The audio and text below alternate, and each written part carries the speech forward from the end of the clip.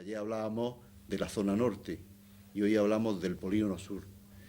Y además sus problemáticas son bastante parecidas. El polígono sur es tristemente conocido, pues por ejemplo, dentro del polígono sur está enclavada ese barrio tan famoso en Sevilla de las 3.000 viviendas, ¿no?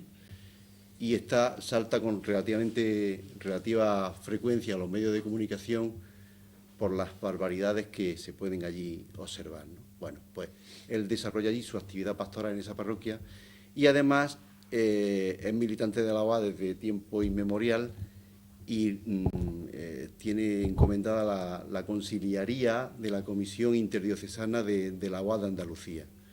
La UAD se organiza, saben ustedes, por diócesis, su estructura es la diocesana, pero en Andalucía tenemos una coordinadora que anima y estimula la actividad de las diócesis. Bien, pues él es el conciliario de la UAD de Andalucía. Bien, sin más, le dejo la palabra a él para que nos exponga esto que le hemos pedido, ¿no? Las razones desde la fe para justificar que la persona es lo primero. Muy buenas noches y manifestar mi gratitud a los que se han acordado de mí, ¿eh? Yo creo que el que tiene que dar una charla siempre es el que más provecho saca, porque si es medianamente honesto se tiene que preparar bien, y no leyendo libros, sino escrutando la vida en la que vive. Y yo, gracias a Dios, estoy en un regalo que Dios me hizo, de vivir en el polígono sur de Sevilla, que yo suelo decir que por ser un barrio ignorado es el lugar de Sevilla donde más metros cúbicos de Dios hay, ¿eh? Y se puede experimentar con solo salir a la calle. Yo no soy ni sociólogo, ni politólogo, ni economista, para no ser, no soy ni siquiera teólogo de universidad, ¿eh? No tengo títulos. Lo que yo puedo compartir con ustedes, pues es esa reflexión que yo con otra gente en la UAC, pues he ido haciendo al hilo precisamente de la vida. Por lo tanto, no esperéis de mí ni muchos datos, ni mucha información, sino que lo que yo puedo ofrecer es una invitación a eso, a mirar la vida. Y la vida se vive de verdad cuando se la huele y se la toca, no cuando se la mira de lejos, sino cuando uno se embarra en el barro en el que la gente está. Y eso va a ser. Yo le he llamado a esta charla "Gracias a Dios hay esperanza". Y eso no quiere decir que no vayamos a hablar de problemas y de situaciones para las que la mayoría de las veces no tenemos respuesta. Y si las tenemos, son muy parciales. Pero, a pesar de ello, gracias a Dios hay esperanza. Yo voy a estructurar esta charla en 4 momentos. Uno, como no podía ser menos, es hablemos de la crisis. ¿Pero qué crisis? Y esto es, si hay algo original que yo pueda decir, es lo que puede ser novedoso. ¿Qué crisis es la que estamos viviendo? Entroncando con ese marco, voy a hablar de la prioridad de la persona y hablaremos un poquito de la campaña de la UAC, La persona es lo primero, y vamos a concluir haciendo memoria de Jesús, porque él también se dedicó a hacer cosas pequeñas, pero resultó la mayor revolución de la historia. Bien, sin más, yo voy a procurar hablar 45-50 minutos, es decir, que a la menos 5, si yo me enrollo, porque yo cuando hablo de esta cosa me enrollo, tú me pegas un toque. Vamos a ver, hablemos una vez más de la crisis, pero ¿de qué crisis? A nadie se nos escapa que la crisis es una crisis económica, financiera. Eso todos lo sabemos. Y la prueba es que la mayoría de la gente está en la ruina. Esa es la mayor prueba. Ya con eso podíamos pasar al punto siguiente. Pero yo quiero hacer una observación. Los que estamos aquí, la mayoría somos mayorcitos, y si somos de pueblo, nos acordaremos que en el tiempo de paro en nuestros pueblos, la gente se buscaba la vida pillando pajaritos en el campo. Y lo hacían con un instrumento que en mi pueblo le decían costilla o trampa, no sé cómo le llamaréis por aquí. Pillapájaro. Bueno, en cada pueblo tendrá su nombre. Si recordáis el instrumento, era muy simple y muy bobo. Pues con todo lo bobo que es, ese instrumento pillaba a los pájaros. Y el problema es que nosotros hemos sido pillados también en el pillapájaro de pájaros, que es el sistema capitalista. A todos nos han encebado con algo, hemos picado y nos hemos quedado atrapados.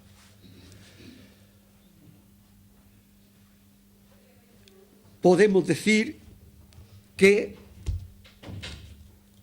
más o menos las 2/3 partes de la humanidad, como gorriones, han sido atrapadas por el sistema capitalista. Y debajo de esto, ¿qué es lo que hay? Una perversión. Esa palabra es muy dura.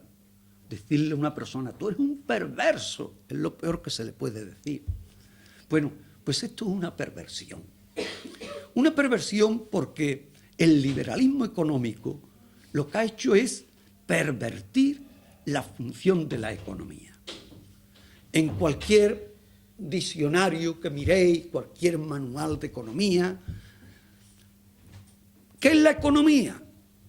Y se dice de una manera muy sencilla que la economía es sencillamente, pues, producir para satisfacer las necesidades de las personas por los medios más racionales y según las capacidades técnicas del momento. Eso es producir. Y la economía no es más que producir para esa finalidad, satisfacer necesidades según las posibilidades técnicas, pero con racionalidad. Bueno, pues el liberalismo económico lo que ha hecho es convertir esa actividad económica en una manera de acumular dinero empobreciendo a otros. Esto lo podemos decir más técnicamente, pero en el fondo no cambiaríamos la realidad. Si yo digo que mi barrio es un barrio ignorado, estoy diciendo una verdad. ¿Pero por qué es ignorado? Porque ha sido abandonado por lo mismo que lo crearon. Mi barrio tiene 60.000 habitantes, casi como la ciudad de Motril, con una población con etnias que pueden llegar a 20.000 personas, que tiene 46 años de existencia y que han ido llevando gente allí sin más preparación, y cuando la han tenido allí la han abandonado a su suerte. ¿A cambio de qué? A cambio de convertir los corrales de Sevilla, del barrio viejo, de los barrios viejos de Sevilla, en hoteles y casas señoriales. Miren ustedes, esto es tan sencillo como esto. 45 años, así que se ha podido hacer una cosa racional y técnicamente posible. Pues no hay interés en hacerlo. ¿Qué milagro ha hecho el liberalismo? Hombre, es verdad, ha aumentado la producción, pero ha convertido a más de media humanidad en dependiente y pobre.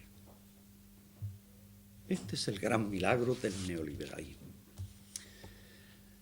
A mí me interesa más que hoy, porque queremos plantearnos la prioridad de la persona, caigamos en la cuenta, como dicen montones de gente, de sociólogos, filósofos, humanistas,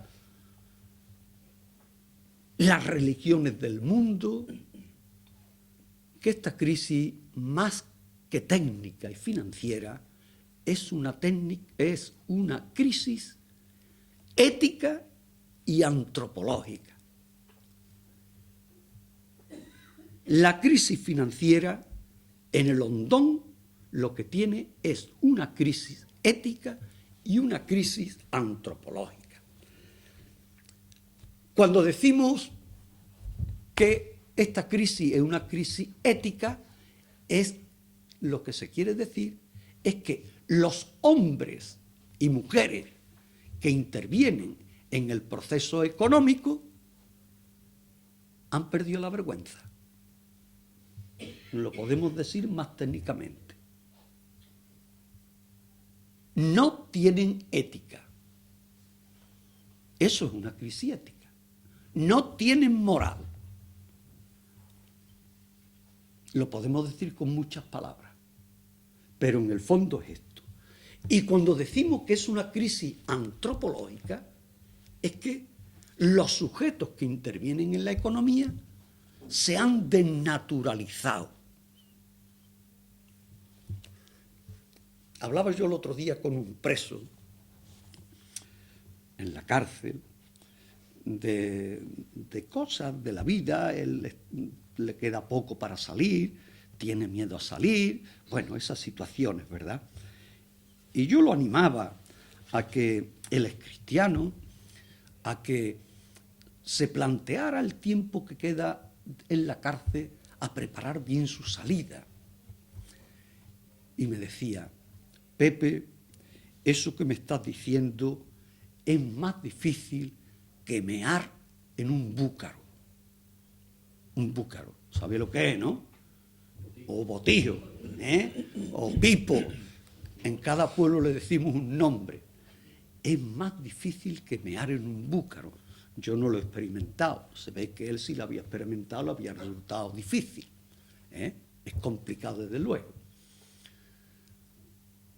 Parece como muy difícil, ¿verdad?, que las personas perdamos la vergüenza, pero en mayorías. Que haya un sinvergüenza en todas partes, y un garbanzo negro, se decía ayer.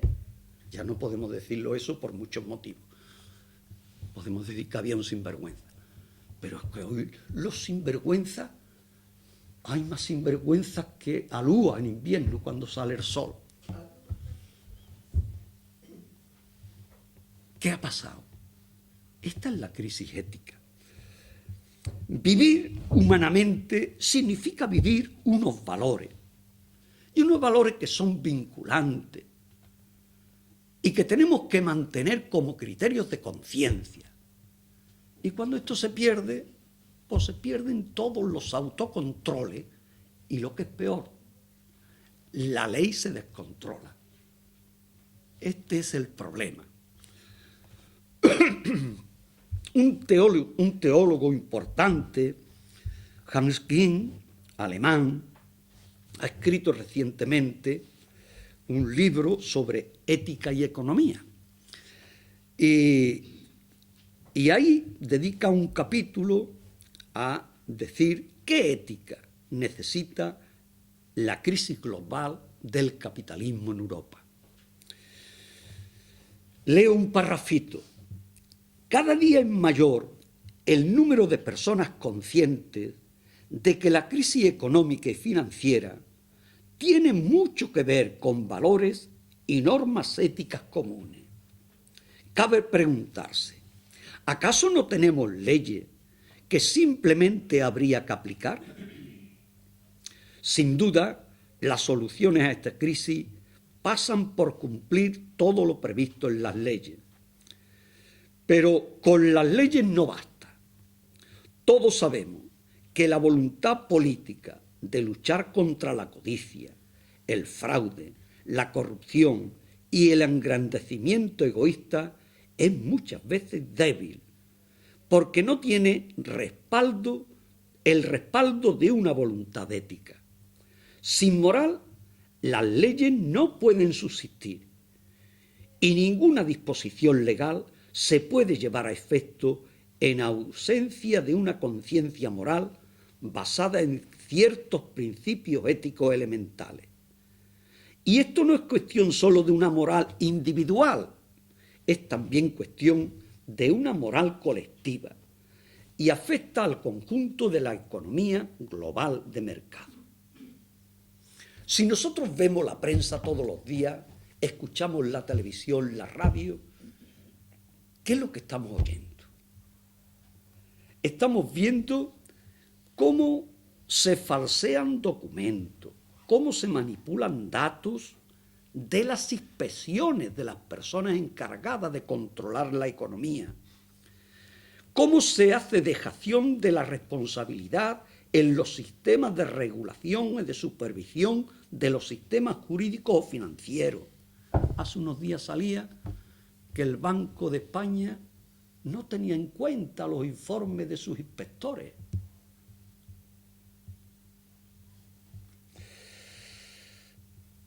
Claro, el Banco de España no existe. Existen responsables de una institución. La corrupción, mirad el diccionario, veis lo que dice cuando se habla de la palabra corrupción.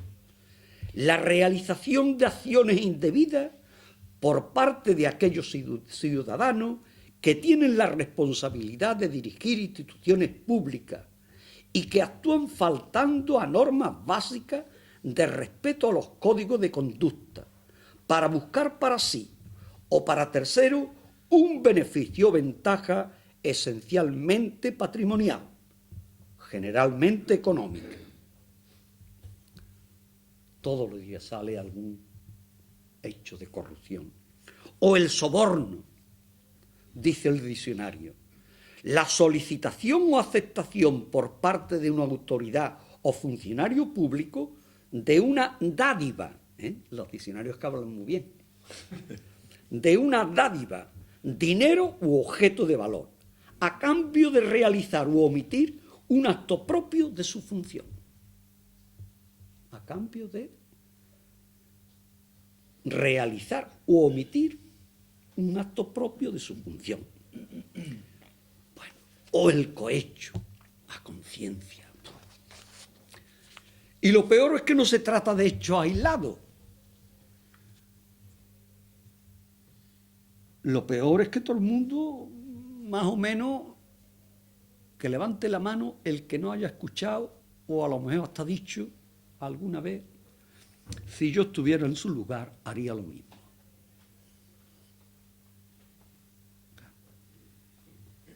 Claro. Frente a esta situación no cabe más que la ética. Tengo yo por aquí, luego se lo dejaré a Miguel, el Manifiesto por una Ética Económica Global, que es un manifiesto proclamado en la sede de las Naciones Unidas en Nueva York el 6 de octubre del 2009. Es un poquito largo, pero merece la pena tenerse en cuenta. No voy yo a explicar eso ahora.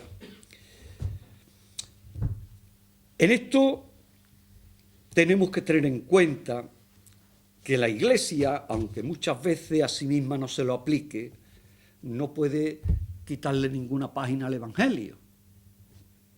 Sería muy gordo. Y tiene que seguir proclamando el Evangelio, en que sea en contra de los propios que lo proclamamos. Pero a eso no podemos renunciar. Y en el Evangelio todo esto está muy claro. Y cuando la Iglesia ha tenido que explicar, para aplicar a la economía este Evangelio, pues hay cosas que no se pueden callar. aunque ni en la misma Iglesia lo cumplamos, que es el respeto debido a las personas y que la economía tiene que ser ética. El desarrollo es imposible sin personas rectas, sin operadores económicos y agentes políticos que sientan fuertemente en su conciencia la llamada al bien común. Esto es básico en la enseñanza y en la proclamación de la Iglesia, porque es lo coherente con el Evangelio. No hay desarrollo pleno ni un bien común universal sin el bien espiritual y moral de las personas, considerada en su totalidad. Bueno, podíamos seguir. Esto es una realidad. Se trata de una ética de una economía sin ética. Para decirlo llanamente, una economía gestionada por sinvergüenzas. La dimensión antropológica de la crisis. Mirad, el problema no es solamente que el liberalismo económico haya pervertido la economía, poniéndola al servicio de intereses individuales y corporativos y no al servicio de las personas. Es decir, que haya montado una economía sin ética. El problema todavía se agranda más. Es que el liberalismo ha desnaturalizado a la persona. El búcaro, que era para hacer agua fresquita, lo ha convertido en una escupidera. Este es el problema. Ha desnaturalizado a la persona humana. Si la economía se entiende como una actividad al servicio de las necesidades humanas, no se entiende que las cosas que se hacen vayan por aquí.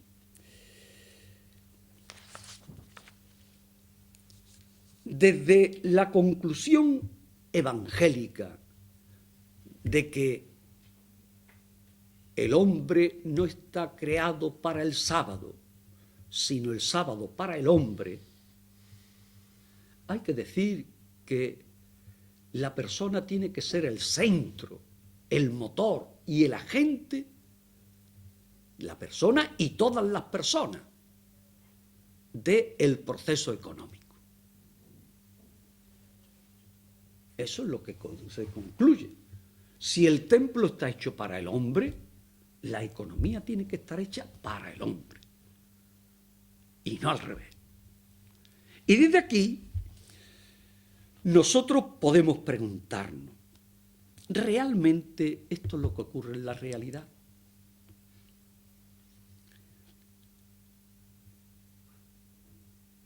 ¿Qué ocurre en nuestros barrios? ¿Qué ocurre con el trabajo? ¿Qué ocurre con los parados? ¿Qué ocurre con minusválidos, con ancianos, con enfermos, con inmigrantes, con disminuidos, discapacitados? ¿Qué ocurre? ¿Cuentan para algo? La persona ha sido convertida en mera mercancía, en mero objeto de producción. Y se utiliza como se utiliza una herramienta. Se utiliza mientras sirve y se cambia cuando ya no sirve. Y se manda a la chatarrería. Esta es la consideración. Por eso hay que decir que la persona o la convertimos en centro de nuestra tarea y de nuestra misión cristiana, o seguirá estando machacada. Yo me quedo sorprendido en la cárcel. ¿En qué se puede convertir una persona? En mi barrio. ¿En qué se puede convertir una persona? Y ellos fueron también, muchos de ellos, muchísimos de ellos, niños felices, que estuvieron en la escuela, que hicieron su primera comunión, que tuvieron sus ilusiones juveniles, pero ¿cómo hacer reaccionar a esas personas? Cuando uno se acerca a la gente que sufre, uno nota cómo en todos ellos hay un pozo de afecto, de cariño. Son sensibles a determinados estímulos cuando uno se acerca con cariño, saben agradecer esas cosas, hasta creen que ellos pueden ser iguales, pero están incapacitados. El sistema los ha incapacitado. La vida los ha incapacitado. Yo suelo hablar en mi barrio de que muchos de nuestros vecinos son, con una expresión del Papa Pío XII, cadáveres andantes. Es triste, pero es eso, cadáveres andantes.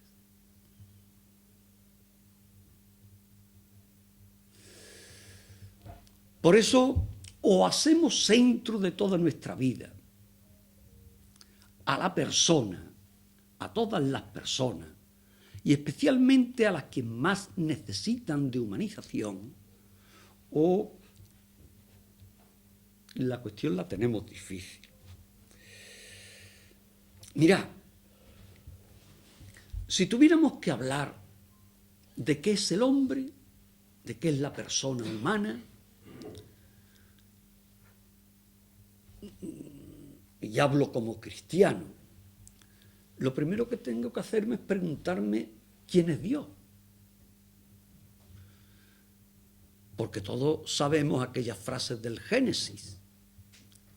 El hombre fue creado a imagen y semejanza de Dios, ¿no? Pero saquemos consecuencias de eso que decimos. Para saber quién es una persona humana, primero tenemos que preguntarnos quién es Dios. Porque lo que sea Dios es lo que es la imagen de Dios, que es cualquier persona. ¿Sí o no?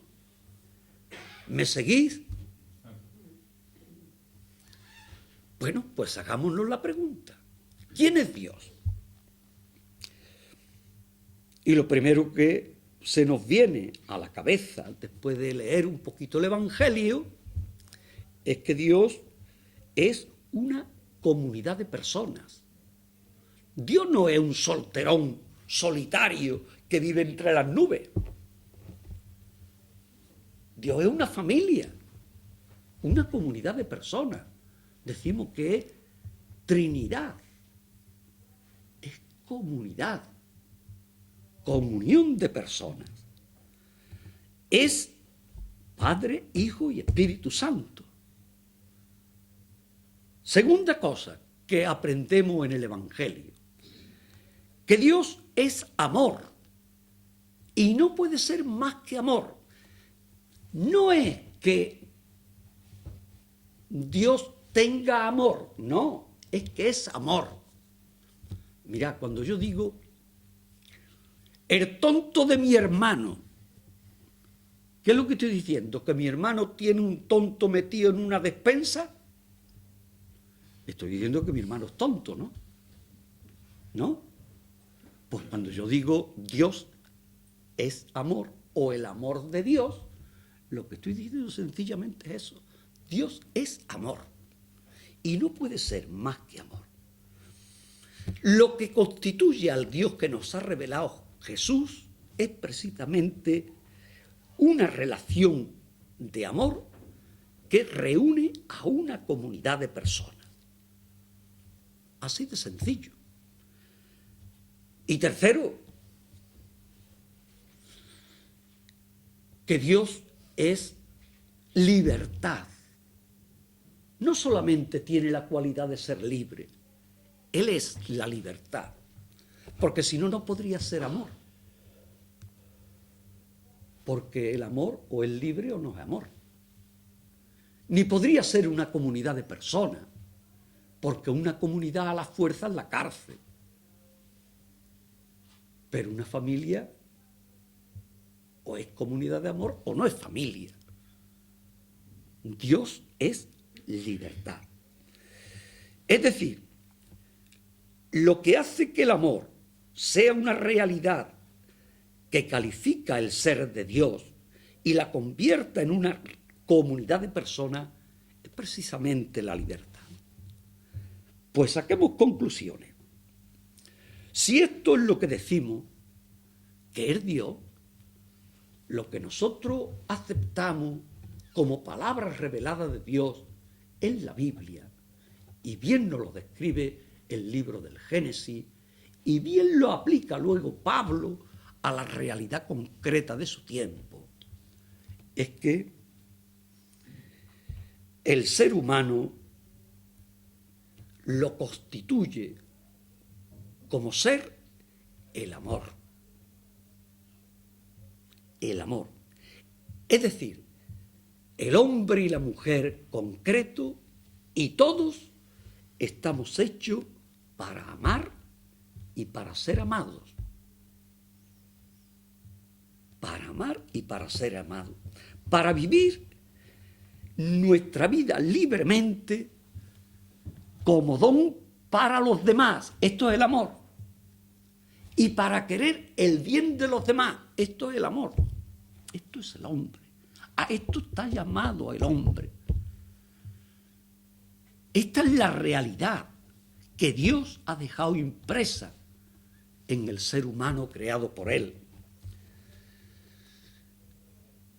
El ser humano es comunión. De los filósofos griegos aprendimos aquello de que el hombre es social. Es mucho más. Es mucho más. El hombre y la mujer concretos, y todos los hombres y todas las mujeres, somos seres de comunión.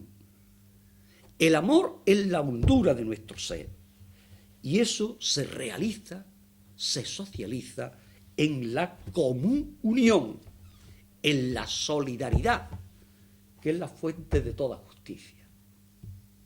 A esto está llamado a ser el hombre. Esto es lo que nos constituye como hombre.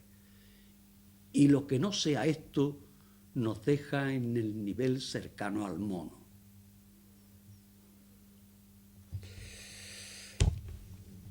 Y la libertad, porque si no, no podría ser amor y comunión.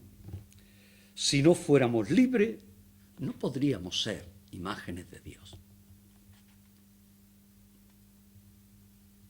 A esto estamos llamados. Es decir, que la felicidad de las personas, cuando digo felicidad no me refiero a llevarnos todos los días riendo, ni tumbado en la tumbona tomando el sol, me refiero a la realización personal, a realizarnos como personas. Eso consiste o se realiza cuando, superando las ataduras de nuestra existencia, nos movemos por el amor libre y gratuito. Eso es lo que nos constituye como personas. Y eso es lo que nos lanza a procurar hacer a nuestro alrededor un ambiente de comunión y de solidaridad. De estos cocos, pocos.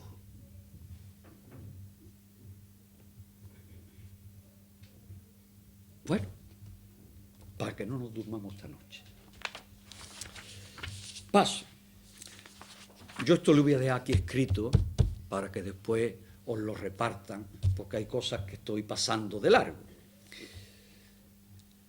Mirad, en este esfuerzo por dignificar a la persona, humanizar a la persona, se encuadra esta campaña de la OAC de Andalucía, la persona es lo primero. Tenéis unos cartelitos por ahí, por aquí, ¿verdad? Ya los conocéis. Y además me voy a ahorrar extenderme en esto porque en el TU, que ha llegado hoy, tenéis un artículo, Iniciativas de la OAC de Andalucía, la persona es lo primero. Por un precio módico os lo lleváis y lo leéis. O es un regalo, Gonzalo. Ah, bueno. Pero me ahorra a mí entretenerme mucho en esto. Mira, la OAC siempre ha atendido y ha entendido que su compromiso es la persona. Cuando yo entré en la OAC había un eslogan que se ponía allí en las paredes. El militante de la OAC no es el que hace cosas, sino el que hace personas que con él hagan las cosas. Qué bonito. El militante de la OAC no es el que hace cosas, sino el que hace personas que con él hagan cosas. Esto ha sido siempre una tónica del espíritu oacista y un empeño del compromiso de los oacistas. Pero de un tiempo a esta parte, pues nos dimos cuenta de que la situación de deshumanización llegaba a unos niveles que había que hacer algo, y algo significativo. Y entonces comenzamos una tarea para descubrir aquellas situaciones más concretas de los empobrecidos, del mundo obrero, donde la deshumanización tomara una significación especial. Y entonces elegimos 5 situaciones, que no hago nada más que enumerar. La flexibilidad y precariedad del empleo y de las condiciones de trabajo, como una situación que deshumaniza. El paro, la pobreza, la marginación y la exclusión social que se generan en el mercado de trabajo. Las dificultades que vive la familia obrera y la educación. Las dificultades que viven y sufren las mujeres del mundo obrero empobrecido y las condiciones de vida y de trabajo de los inmigrantes. Estas fueron como 5 situaciones que dijimos, tenemos que organizarnos y que cada uno se meta a trabajar en una de esas 5 situaciones. Y nuestra pretensión era muy sencilla. Pretendía 4 cositas. Primero, conocer cada una de esas situaciones. Pero donde conocer no era estudiar.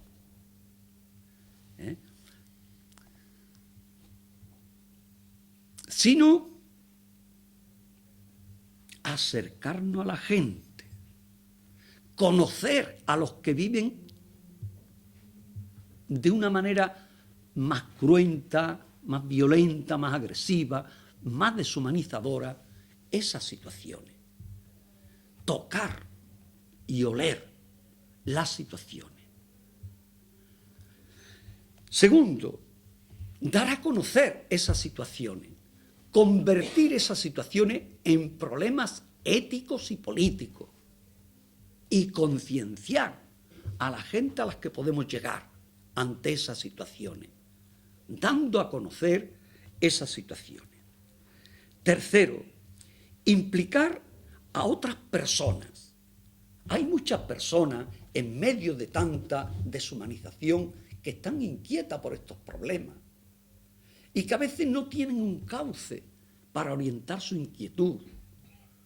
Y entonces presentarles un medio donde poder organizarse con otros y precisamente convirtiendo en protagonistas a las víctimas de esas situaciones, de manera que se pudiera organizar de alguna manera, por una parte, la denuncia de esas situaciones, que era lo cuarto, la exigencia de salidas y soluciones a esas situaciones y, en su caso, tomar iniciativa para seguir afrontando esas situaciones.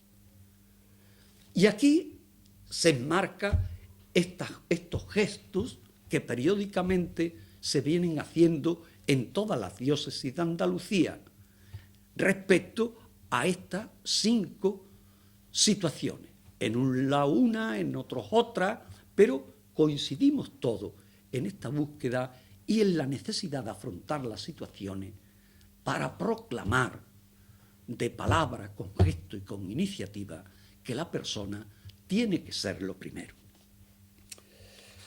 Aquí es donde se encuadra el gesto de la UAD de Andalucía, que no pretende nada más que coordinar y hacer como un camino de comunión de las diócesis andaluzas en esta tarea que ya se venía haciendo en cada una de las diócesis. Y termino. Ahora después podemos seguir charlando. ¿Y todo esto por qué? Mirad, porque queremos ser fieles a Jesús y porque Jesús es el que nos mueve y porque su Espíritu es el que nos alienta. Cuando Jesús aparece en Palestina, ya por el año 30, la situación no era mejor que la nuestra. No era tan compleja. La nuestra es más compleja, más complicada. Pero como difícil, aquella era mucho más difícil. Estaba el Imperio Romano, con la Pax Romana. La Pax Romana es un titulillo que habla muy bien, ¿verdad? Pax es paz.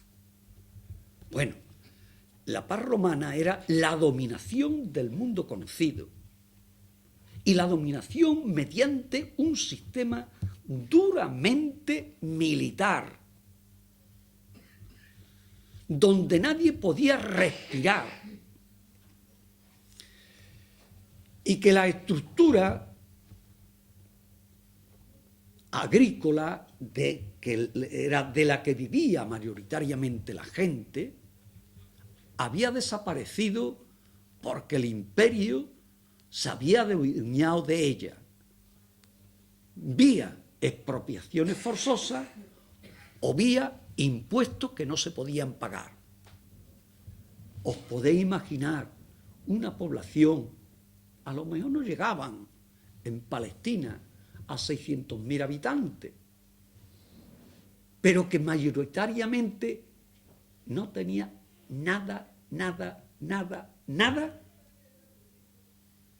Esa era la situación.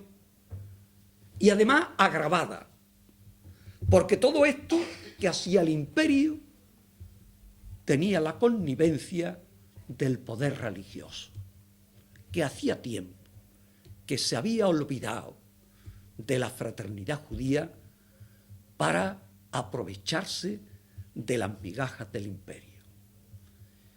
Y que excomulgaba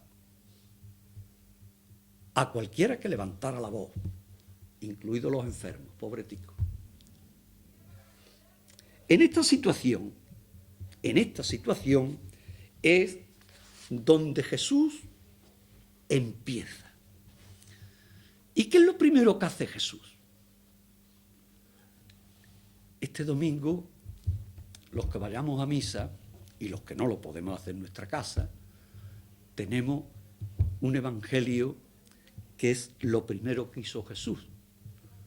Se fue a la sinagoga de Nazaret y le dieron el libro. Y dice que abrió el libro y salió. Yo creo que fue intencionado, él sabía dónde iba. Y se fue al profeta Isaías y leyó. leyó, por lo tanto no dijo más que lo que había dicho siglos antes Isaías. El Espíritu del Señor está sobre mí y me ha enviado a dar una buena noticia a los pobres, a liberar a los oprimidos, a romper los grillos de los presos, a abrirle los ojos a los que no ven. ¿Qué es lo que no veían? ¿Que tenían los ojos cerrados o le pasaba como a los gatos fascistas? Que eran fascistas porque todavía no habían abierto los ojos. Y había que abrirle los ojos. Y después de leer a Isaías, bueno, es muy gracioso, porque Jesús también tenía sus trucos. Cuando no le convenía una cosa, no la leía. Y eso lo hizo en la sinagoga, porque no leyó todo lo que Isaías dice. El último párrafo se lo comió, que termina así: y vengo a proclamar la venganza de nuestro Dios. Eso no lo leyó. Y por eso la gente se cabrearon y lo querían tirar por un precipicio. Eso lo dice el Evangelio, que vamos a leer estos días. El único comentario que hace Jesús: esto se cumple en estos momentos. Esa es la frase más revolucionaria que se ha dicho en todos los profetas. Todos los profetas habían anunciado: vendrán tiempos, llegará un día. No. Jesús dice: hoy empieza esto. Esa frase lo cambia todo. Ya está aquí Dios con su fuerza creadora de justicia, tratando de abrirse camino entre nosotros para humanizar la historia. Es la traducción que hace Pagola de este texto.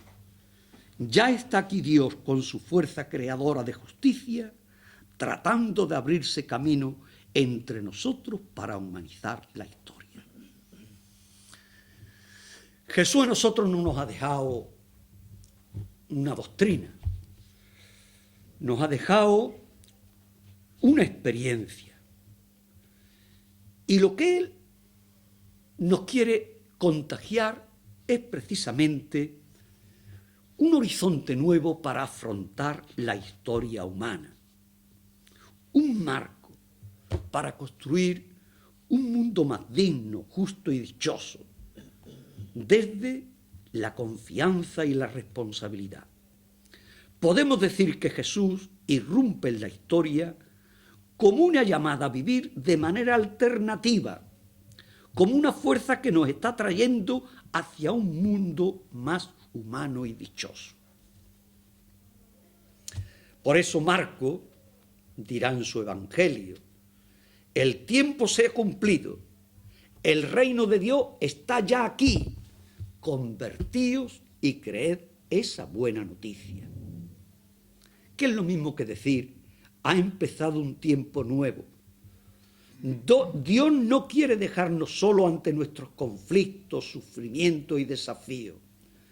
Quiere construir con nosotros y junto a nosotros una vida más humana. El cristianismo se alimenta en el templo, pero se vive en la calle.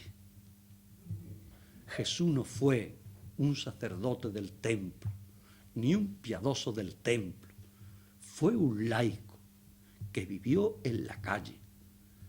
Esta es una lección extraordinaria. El reino de Dios no es una religión.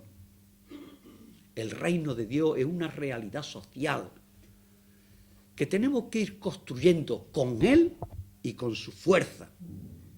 Pero lo tenemos que hacer en esta sociedad. Y tenemos que hacerlo a partir de pequeñas cosas. La invitación es a creer esta buena noticia.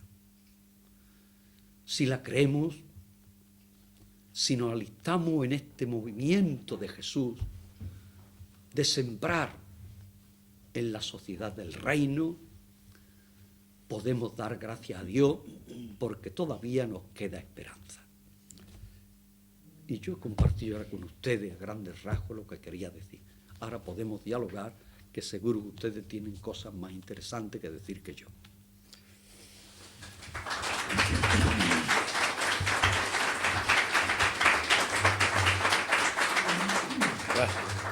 Bueno, después de esta magnífica exposición del amigo Pepe, tenemos como siempre unos minutillos por si queréis hacer alguna pregunta, alguna aclaración o hacer algún comentario en voz alta para compartirlo con todos.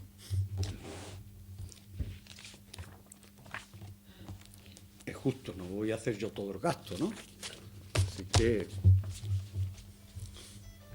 A ver, ¿alguna duda que haya por ahí? ¿Alguna cuestión?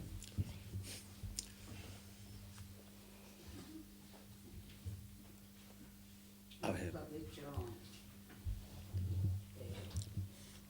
El sacerdote no es para que esté en la iglesia y el cristiano tampoco. Tiene que estar en la calle. Pero resulta que lo estamos limitando, nada más que hace es que si esto, carritos, de puerta para adentro y de puerta para afuera, que venga bien una cosa. Sí. ¿He dicho yo que el sacerdote no está hecho parte del templo? Si lo he dicho, me he equivocado. El cristiano no está ahí. Ni el cristianismo. Yo me parece que he dicho, el cristianismo no está para vivirlo en el templo, para alimentarlo. También en el templo. Pero para vivirlo y realizarlo en la calle. Estoy totalmente de acuerdo contigo. Tú querías añadir un matiz, ¿no? Eso que los cristianos no nos podemos encerrar dentro de la iglesia. Vamos a hacer esto, que se España, vamos a hacer esta oración, vamos a rezar este rosario, vamos a hacer esta novena. No, vamos a encontrarnos con ellos, vaya ese problema, vámonos con ellos, vamos. Como hizo Jesucristo. Aquí estoy para hacer un mundo mejor. Desde ahora mismo.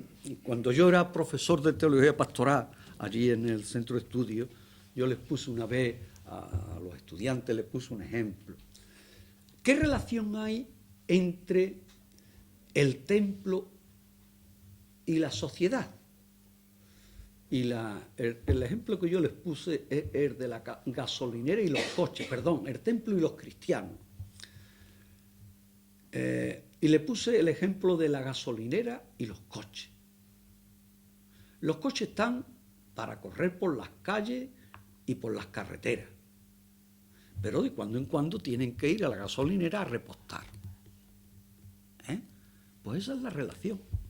Yo voy a encontrarme con mi comunidad, porque allí celebro la presencia de Dios en mí y en los otros. Proclamamos nuestra fe y renovamos nuestra esperanza y nuestra fuerza para seguir trabajando. Y a partir de ahí, venga, a las carreteras y a los coches, a las calles, que es donde hay que vivir todo eso y gastar la energía. ¿Quién debe estar en el templo? Pues aquellos que son necesarios para que la gasolinera atienda bien a la gente que llega. Claro. Creo que es sencillo, ¿no? El problema es la gasolina que damos. Quedamos, eso es, quedamos. Ese es el problema. Eso es. A veces hay monopolios, ¿verdad? Quitar la gasolinera y a ver cómo... Efectivamente. Que a veces no tenemos, cuando vas a una gasolinera, no miras quién te la echa, sino si la gasolina es buena. Sí, pero mirá, hay cosas, yo en estas cosas soy un poquito exagerado, a lo mejor de formación profesional.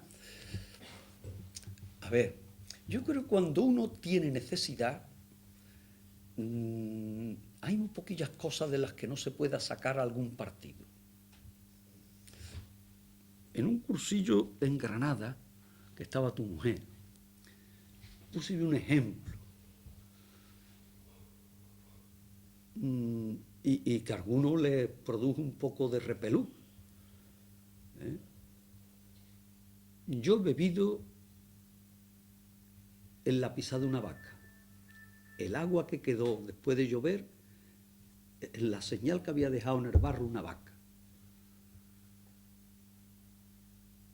Y no me pasó nada, todo lo contrario, me sació la sed. Es un poco asqueroso, ¿verdad? Pues eso apliquémoslo también a esto. Hasta en aquello que nos parece un poco contra natura y que no, cuando uno tiene necesidad hasta de eso se puede sacar. Y si no puedo sacar para mí, lo saco para los demás y decir, a ver cómo se puede mejorar esto. Por eso yo decía que tenemos que hablar en plural. Yo también soy parte de lo que ofrece mi parroquia. Y cuando no puedo sacar nada, lo que tengo que decir, ¿y esto cómo lo cambio? Porque yo ni siquiera sé cómo cambiar las cosas que hay en mi parroquia. Así que darte un consejo de a ti, pues va a ser más imposible todavía. Ahora tú que estás en tu realidad, tú sí puedes ver qué cosas pequeñas muchas veces no consisten en grandes cosas, se puede hacer para que realmente ahí se dé energía que después se pueda emplear fuera. Yo distingo entre religión y fe. Sí, La religión normalmente somete a las personas. sí, Hay que obedecer lo que se manda, lo que se ordena. no, La fe, en cambio, libera. exactamente, Por lo que nos ha querido decir que tenemos que llegar a Jesucristo para liberarnos. claro, Ojalá también intentemos liberar todas esas estructuras caducas claro, que oprimen, que dirigen, que teledirigen. sí, Es decir, yo creo que Jesús queda secuestrado en la religión. totalmente. Yo ¿Cómo secuestrar Jesús? no te voy yo a negar eso, ¿eh? Esa es la realidad, ¿eh? Pero fíjate tú, eso ni siquiera por mala voluntad de nadie, es que la estructura siempre hace que el carisma pierda la primacía, todas las estructuras, y para convivir tenemos que funcionar con estructuras. El tema es cómo limitamos el poder de la estructura para que no secuestre el carisma, ¿eh? Pero ahí yo creo que todos podemos hacer un poquito. Y si no sabemos, tenemos que reunirnos para ver cómo lo hacemos, ¿eh? Y estudiar maneras. Yo en eso quiero ser muy realista, ¿eh? Bueno, Que Jesucristo desacralizó la religión. total. Es decir, la religión que aquellos la tenían como algo absoluto, que estaba por encima de la persona, Jesucristo dijo no. La inutilizó Estaba más que para desacralizar. el hombre. Desacralizó el poder. El absoluto es el hombre, la El hombre. persona, no la religión. Totalmente. Y cuando en la otra frase que dice que si tú vas al templo un día a hacer oración y te acuerdas de que tu hermano deja la misa y ve primero a tu hermano. O sea, Jesucristo desacraliza la religión, es decir, la relativiza. Con el templo yo creo que hace más, lo inutiliza. Lo de las tinajas vacías del otro día es tumbante. Ahí ya no hay nada que decir. Esto está vacío. Aquí hace falta otra cosa. ¿Y dónde hace eso? En una casa, no en el templo. Muy claro. El signo del Evangelio de la Nueva Pasión es muy claro. En una casa donde las personas conviven en la sociedad. Yo estoy de acuerdo con eso. Lo que te quiero decir es que ese es un tema que es verdad, que Jesús lo hizo en su tiempo. Pero nosotros no tenemos que deducir de aquello, sino ser creativos para ver cómo nosotros hoy purificamos nuestras instituciones religiosas para que no tapen el carisma. Ese es nuestro reto. Y ahí nos vamos a encontrar, ¿eh? Ojalá haya mucha gente que se preocupe del tema. Muy bien, simplemente para terminar, yo me parece a mí que es el final de la exposición de Pepe, me parece a mí que, por supuesto, ha sido una llamada a la esperanza, ¿no? Pero yo sí quiero que insista un poquito más en la idea de que esa esperanza efectivamente está mediatizada. Hay que hacerla posible. Simplemente alguna pincelada sobre eso. Sí, es que la esperanza es activa. Antes comentaba yo con José María la poquita experiencia que yo tengo, y son cosas muy pequeñitas, pero cuando yo he visto ir creciendo a gente muy normalita de mi barrio, es cuando ellos han ido tomando decisiones. Un poner. Pues en la misa del domingo terminamos diciendo, oye, que hemos estado hablando de que hay que amar a los hermanos, que el samaritano nos llama el buen samaritano. Bueno, el miércoles hay una concentración en el ayuntamiento, que vamos a protestar por la situación del barrio, que eso es lo que Jesús quiere, porque esa es la única manera de dar pasito hacia su reino. Esa es una manera de ser samaritano. Y la gente que ha ido tomando y ha ido, y además ha ido con esa convicción de que yo estoy haciendo lo que Jesús quiere, estoy siendo como el buen samaritano. Ese le ha cogido gustillo. Es decir, que cuando uno implica un poquito su vida, cuando uno arriesga aunque sea 10 minutos, media hora para los demás, y huele y toca el sufrimiento, las personas empezamos a cambiar. Y esa es la mayor fuente de esperanza para una persona.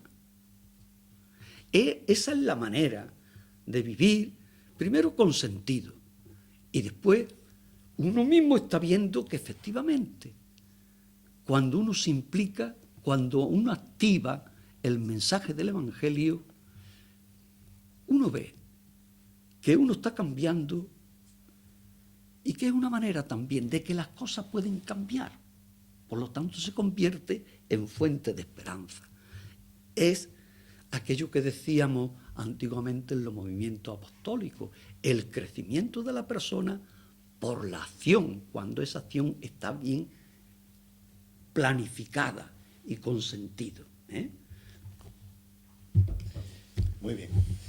Pues ya estamos fuera de tiempo. Agradecer el habernos acompañado estos 3 días en estas reflexiones, que en definitiva lo que pretenden es, con lo que hemos concluido, ¿no? Hacer una llamada a que es posible otra manera de vivir y cambiar estas estructuras, pero que ese cambio pasa por nuestras manos, ¿no? Lo que acaba de decirnos Pepe. Entonces, agradeceros vuestra... Y añadir una cosita. Sí, claro. Esto es para los cristianos y cristianas. También para los otros, para los que no sean cristianos ni creyentes. Hay cosas de las que uno nunca se puede jubilar. Y esta es una de ellas, ¿eh? Nos podemos jubilar del trabajo, de esto, de lo otro. Pero este quehacer de humanizar la vida es el primer mandamiento de la ley de Dios, miren ustedes. De esto no nos podemos jubilar, perdón. Muy bien. Pues simplemente buenas noches. Y gracias a Pepe por el viaje.